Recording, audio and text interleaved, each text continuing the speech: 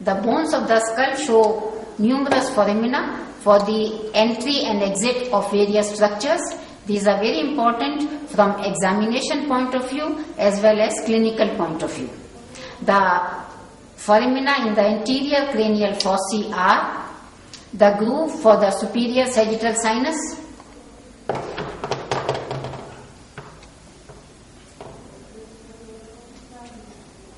it begins in the anterior cranial fossa and runs up in the skull cap, the foramen cecum,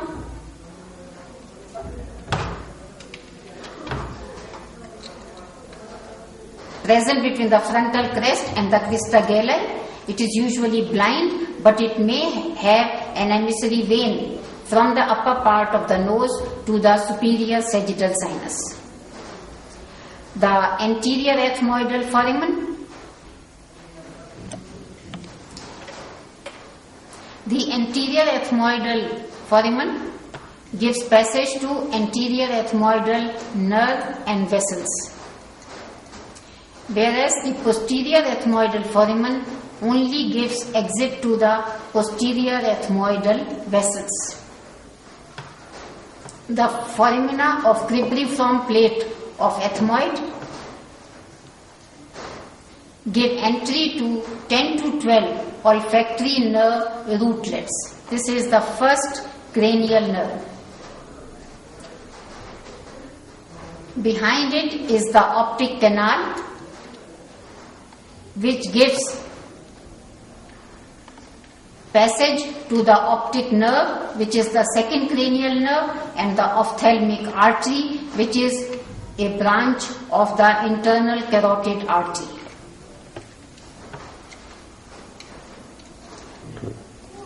The middle cranial fossa in the middle shows a hypophyseal fossa for lodging the hypophysis cerebri. On the side it shows superior orbital fissure. Below the medial end of superior orbital fissure is the foramen rotundum, through which the second division of trigeminal or maxillary nerve passes out. Behind that is the foramen ovale, through which the important mandibular division of trigeminal nerve passes. Also passing is the accessory meningeal artery, lesser petrosal nerve, and an emissary vein. So the mnemonic is MALE, M-A-L-E. Behind foramen ovale is foramen spinosum, through which the middle meningeal artery enters the cranial cavity, and there is also a meningeal branch of mandibular nerve. Behind that there may be an emissary sphenoidal foramen connecting the cavernous sinus with the pterygoid plexus of vein. Medial to that is the foramen lacerum. This aspect of foramen lacerum, the internal carotid artery and nerve plexus pass across its superior end. This foramen will be seen again in the inferior aspect, and occasionally a meningeal branch of ascending pharyngeal artery and emissary vein from cavernous sinus passes through it. The figure shows obliquely directed superior orbital fissure and its contents. It is divided into three parts: lateral, middle and medial. Through the lateral part passes lacrimal and frontal.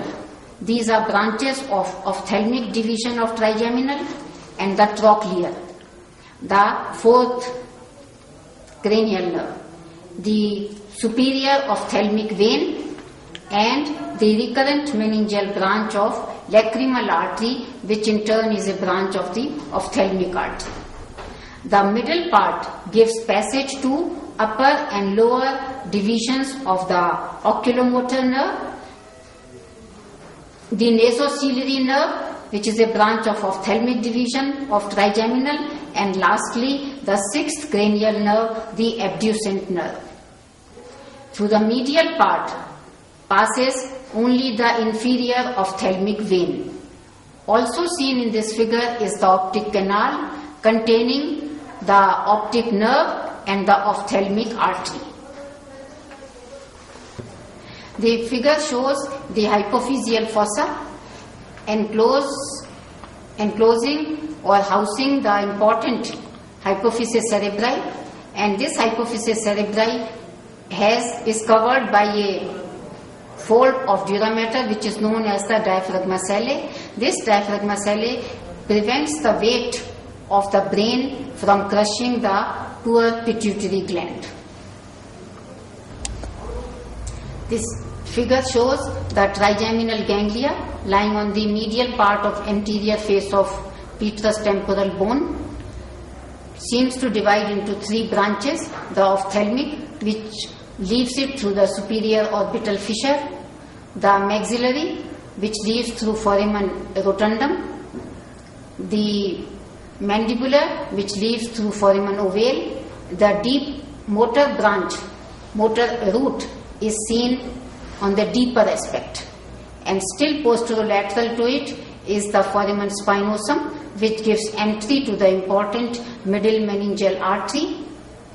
On the anterior surface is the fissure for the greater petrosal nerve. This figure shows the important foramen lacerum. This foramen lacerum is filled by fibrocartilage, and it only transmits through and through one emissary vein and a meningeal artery. At the posterior-superior end of the foramen lacerum is the upper opening of the parotid canal. Through its anterior wall, there is a canal which is known as pterygoid canal, which gives passage to nerve of the pterygoid canal, which opens into the pterygopalatine fossa. The internal carotid artery is passing through the petrous temporal bone, that is the lower opening, and the upper opening is in relation to the foramen lacerum. The posterior cranial fossa. On the posterior surface of the petrous temporal bone is an oblique canal, the internal acoustic meatus, which gives passage to 7th nerve, 8th nerve and the labyrinthine vessels. Below and little medial to it is a big foramen which is known as the jugular foramen, through which the 9th, 10th and 11th cranial nerves pass, and also the sigmoid sinus continues as the internal jugular vein. This lies in the posterior part of the jugular foramen. The largest foramen of the skull is also present in the posterior cranial fossa. It gives exit to various structures, which we'll do just now. And anterior to that is the anterior condylar canal, which is seen both from the inner aspect and from the outer aspect, and gives passage to the 12th cranial nerve. There is another foramen which is the posterior condylar canal, which gives passage to an emissary vein.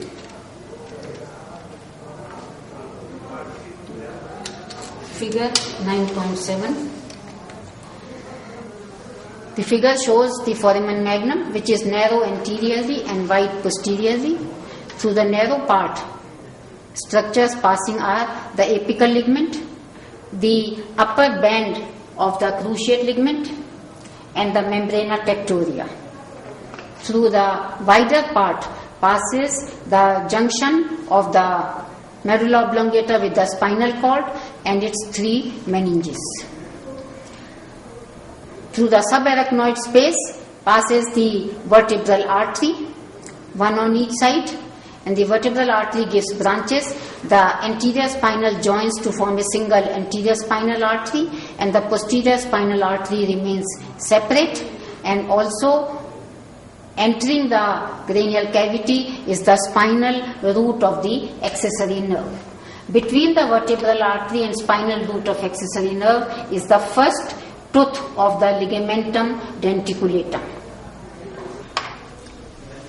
The figure shows the structures lying in the internal acoustic meatus. The large one is the 8th nerve or the vestibulocochlear nerve, and the two roots of the 7th nerve.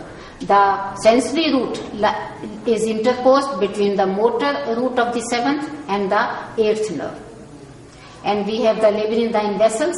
The labyrinthine artery is a branch of the basilar artery, supplies the internal ear, and it is characterized by the important fact that it is an end artery. Foramina on the base of skull. In the anterior most part is the incisive fossa, which gives passage to greater palatine vessels and terminal part of nasopalatine nerve. On the posterolateral corner of the hard palate is the greater palatine foramen, which gives passage to greater palatine artery and anterior palatine nerve. Posterior to this are 2 to 3 lesser palatine foramen, giving passage to lesser palatine vessels and posterior palatine nerve. In the middle part of the base, there is an important big round foramen, which is the carotid canal, lying on the inferior surface of petrous temporal bone. This is where it enters and then comes on the middle cranial fossa on the posterior-superior part of the jugular of the foramen lacerum. This contains the internal carotid artery accompanied by its venous plexus and sympathetic plexus. There is a nerve to pterygoid canal which is lying in the anterior wall of the foramen lacerum and contains the nerve of pterygoid canal which opens into the pterygopalatine fossa. Also seen is the palatino-vaginal canal, which is not often seen. Palatino-vaginal canal, and it gives passage to the pharyngeal branch of the pterygopalatine ganglia. Sometimes if canal is also seen, which is known as the vomerovaginal canal. Then there is the jugular fossa,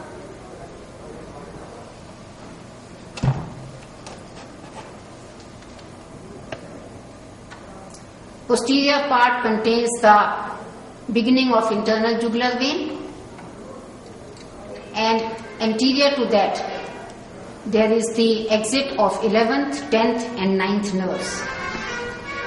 The anterior condylar canal is there, which gives passage to the 12th nerve.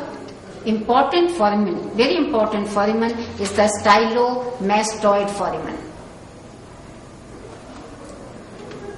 which gives exit to the 7th cranial nerve, and on a more posterior plane is the posterior condylar canal, which gives passage to an emissary vein.